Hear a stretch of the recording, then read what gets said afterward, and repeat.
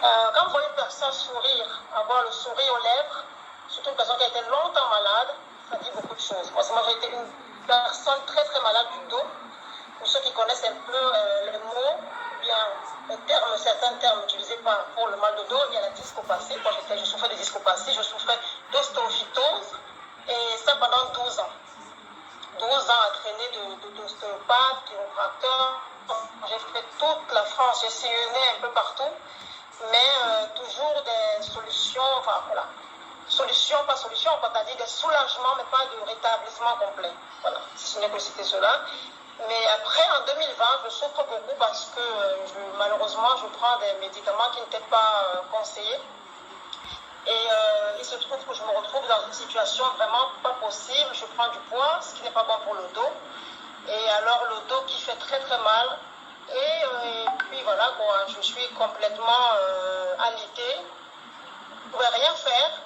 Je sais pendant 4 mois, je ne pouvais rien faire du tout. Ce n'est que ça.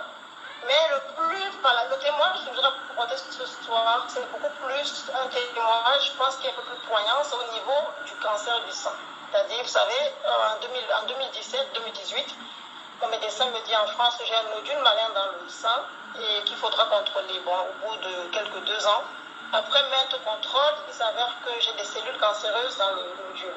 Il faut faire quoi? Bon, le médecin me dit, vous allez chez vous, vous voyagez, revenez dans 3 mois parce qu'il faut qu'on vous mette sous protocole, parce qu'il faut qu'on fasse des chimios. Il ne faut pas attendre que le nodule génère beaucoup de nodules, beaucoup de cellules. Bon, il se trouve malheureusement que je suis au Cameroun, les frontières sont fermées, c'est le Covid, je ne peux pas bouger. Voilà, j'avais déjà ce mal de dos, plus le stress dans la tête, comme quoi il fallait que je parte, mais les frontières fermées. Donc j'ai fait 11 mois, je n'ai pas bougé.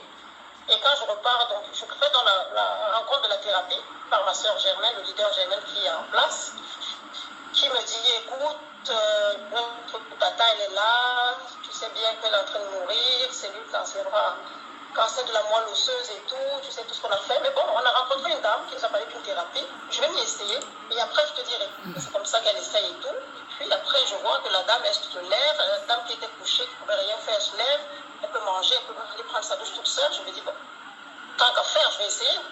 Il n'y a pas mort, donc je vais essayer. Donc du coup, je prends la thérapie pendant ce temps, et le temps passe, les mois passent.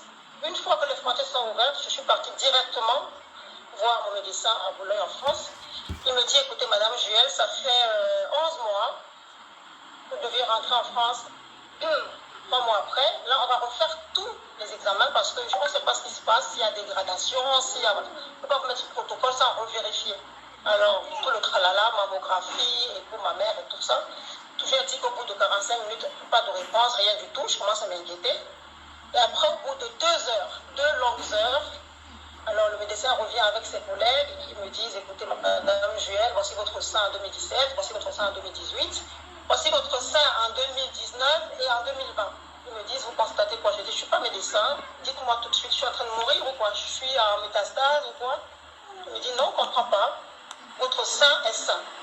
Votre sein est sain. C'est-à-dire quoi? Il me dit, il n'y a plus aucune cellule maligne. Je ne comprends pas ce phénomène. Dans le domaine de la science, je ne peux pas l'expliquer. Je ne sais pas ce qui s'est passé. Et il m'a dit surtout, si je n'avais pas été le médecin qui avait posé le diagnostic, que vous suivez depuis 3 ans, j'aurais dit que c'était un diagnostic erroné. Écoutez, allez, vivez votre vie. Il n'y a plus rien dans votre sein. Tout va bien. J'étais très contente. J'appelle ma amie. Je lui dis, voilà. Et je rentre au Cameroun, mais 6 mois après, je repars en France. Je lui dis, non, j'ai des petites douleurs et tout. Je voulais juste me rassurer, en fait. Il me refait l'examen. Il me dit, écoutez, votre sein, il est sain, il n'y a rien dedans. Mais comme je suis un peu témoin, donc bref, je reviens en 2022, dans l'année où l'été passé, donc je repars chez ma gynécologue, je vois une histoire bizarre, ouais, j'ai un peu mal au sein et tout, parce que je voulais avoir une ordonnance, et pour aller faire un autre laboratoire, pour refaire un contrôle, et là, ils m'ont dit, il n'y a rien. En fait, moi, je suis une personne qui aime aller au bout des choses, je voulais vraiment voir si ces produits fonctionnent. C'est juste pour vous dire, en fait, vraiment, j'ai échappé à la chimiothérapie, parce que nous savons que les chimiothérapies, ce n'est pas toujours la solution. Voilà.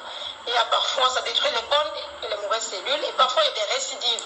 Mais grâce aux produits de phytoséance, je l'ai retrouvé la santé, j'ai mon sein qui est parfait, tout va bien. Voilà ce que je voulais témoigner, donner comme témoignage ce soir. Voilà.